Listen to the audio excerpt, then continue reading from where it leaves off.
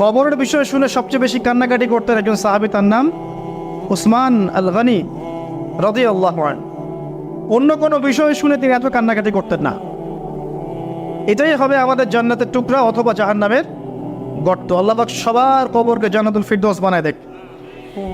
সূরা মুলক রাতের বেলা যারা তেলাওয়াত করবে ইনশাআল্লাহ তাআলা আল্লাহ পাক তাকে কবরের শাস্তি থেকে বাঁচাবে ইনশাআল্লাহ আযজা ওয়া জাল।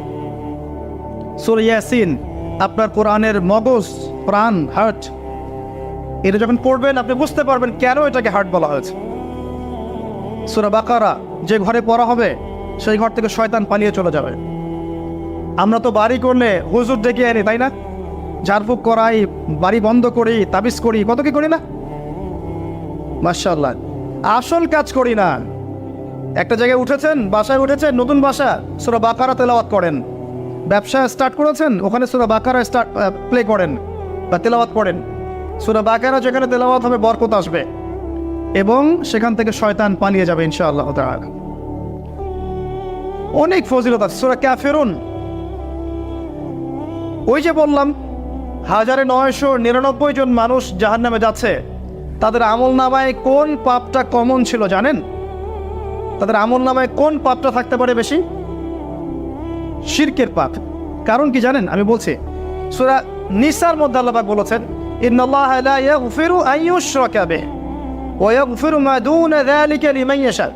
আল্লাহ পাক তার সাথে শিরকের গুনাহ মাফ করেন না। এছাড়া যে কোনো পাপ আল্লাহ যাকে ইচ্ছা মাফ করতে পারেন। তার মানে যে মানুষগুলো বেশি বেশি জাহান্নামে যাচ্ছে তাদের আমল নামায় যে পাপটা থাকতে পারে কমন, সেটা হচ্ছে কি? শিরক। অন্য পাপ হলে হয়তো আল্লাহ পাক মাফ করে দিতেন, সিম্পল। এই শিরক থেকে আল্লাহ পাক আপনাকে বাঁচাবেন একটা আমলের মাধ্যমে। বলে দেব, সূরাতুল কাফিরুন প্রত্যেক রাতে আল্লাহ পাক যে কথাগুলো আমি বলছি, প্রথমে আমাকে আমল করার তৌফিক দান করুন, আমিন, এবং আপনাদের সবাইকে তৌফিক দান করুন, আমিন।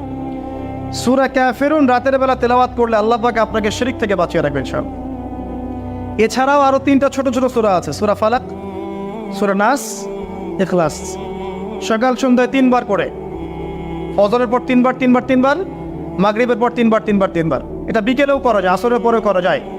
আর ঘুমানোর সময় 3-3-3 করে হাত দুটো একত্রিত করে ফু দিয়ে সারা গায়ে মাসাহ করে ঘুমাতে হয়। এটা করলে দৃশ্য অদৃশ্যের ক্ষতিগুলো আপনাকে স্পর্শ করবে না ইনশাআল্লাহ। মানুষ ঘুমালে শয়তান ঘাড়ে 3টা গিট দেয়, মনে আছে হাদিসটা? মনে আছে? গিট দেয় এবং বলে, তুমি ঘুমাও, তোমার সামনে লম্বা রাত। আবার গিট দেয়, তুমি ঘুমাও, তোমার সামনে লম্বা রাত। আবার গিট দিয়ে বলে, তুমি ঘুমাও, তোমার সামনে লম্বা রাত। যদি আপনি 3 বার মাসাহ করেন ইনশাআল্লাহ তাআলা দেখবেন সকালে উঠতে আপনার সুবিধা হচ্ছে, এনার্জি পাচ্ছেন, আপনার মতো জড়তা কাজ করবে না। আরেকটা কথা বলতে চাই, সূরা কাহফ, এটা বলে আমি অন্য পয়েন্টে যাচ্ছি। আরেকটা সূরার কথা বলবো, সূরা কাহফ 18 নম্বর সূরা। এই সূরার প্রথম 10 আয়াত এবং শেষ 10টা আয়াত অবশ্যই